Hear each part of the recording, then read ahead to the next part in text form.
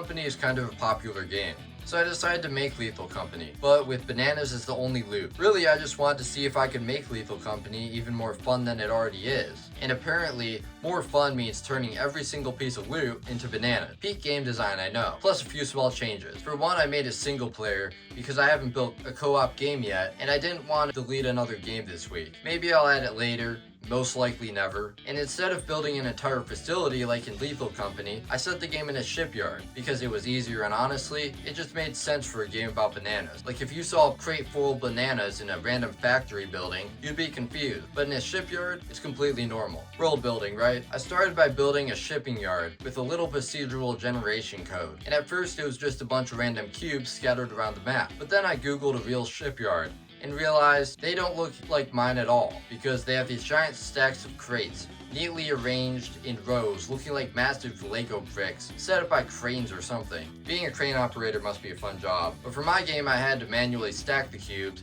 and copy pasted them to make variations. I thought this would take a week, but I've learned copy paste is one of the strongest tools in game development, so I did that over and over again. Now the map existed, if you can call a field of great cubes a map. But walking through walls of cubes wasn't exactly gameplay, so I made a couple new crate sets where one of the crates was open and could spawn bananas inside. I dropped one of those sets onto the map in place of one of the full ones, but the bananas still didn't exist. So I added some spawn points inside the open crate and had those spawn some bananas in. Except the bananas were still just cubes like the crates, so off to Blender. Modeling them wasn't insanely hard, but I wanted to make them feel just right. They needed the perfect color and the perfect curve. They had to seem worth the effort of stealing in the first place, because that's the entire point of the game. By the end, I'm not saying I became an artist, but I definitely felt like one for a minute.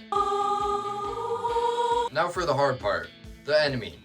Yeah, the big guy from the thumbnail. This one would be harder than the banana for sure, because it's difficult to make human models look realistic, because most people can tell the slightest imperfection on people. But I had to make it, so off to Blender once again. The first attempt was, let's just not talk about that one. The second attempt was better. Still kind of average, and the muscles looked like badly stuffed pillows, but that's what happens when I pretend to be an artist. I gave him sunglasses because I don't know how to make eyes, and then I added a big mustache because why not? The unwritten rule of game development. If it's funny, no one cares how bad it looks. With the enemy and bananas done, I still needed better looking crates. Since I had already been modeling for 2 straight days at this point, I just grabbed one from the asset store that's better than I could have ever done. Back in Unity, I imported my bananas.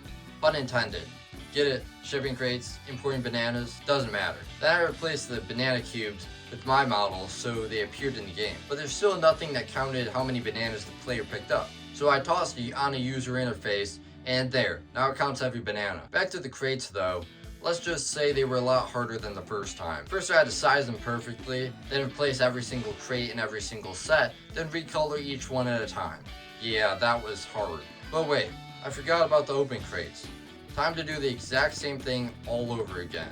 But this time, I have to cut open a hole in it first.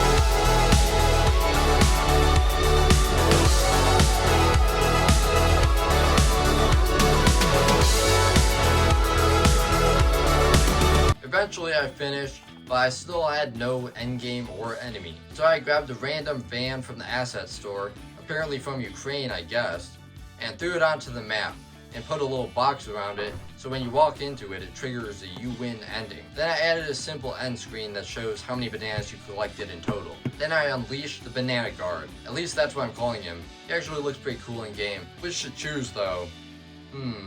I'll go with that one. Makes him look more faceless, I guess. Then I added navigation and some scripts so he can wander around. He shoots a raycast forward, and if the player crosses it, he chases. Yes, he slides around with no animation. I'll fix that another day.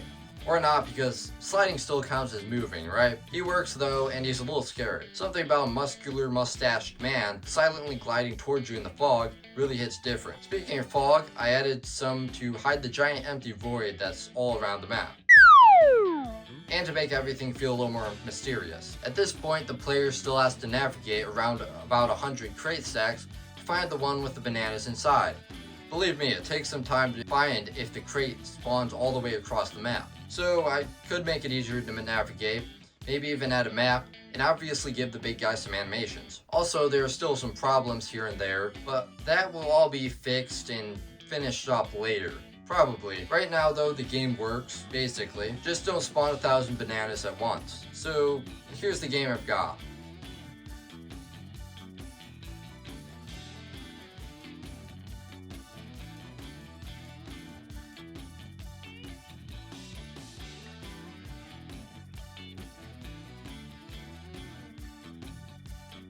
Now, did I make a more fun game than Lethal Company? I don't personally think I did, but it will get better as I improve it over time. And with that in mind, I haven't put this game on itch.io yet because it's not finished. But if you want, you can play my other games on Otherwise Dev or just subscribe. Bye.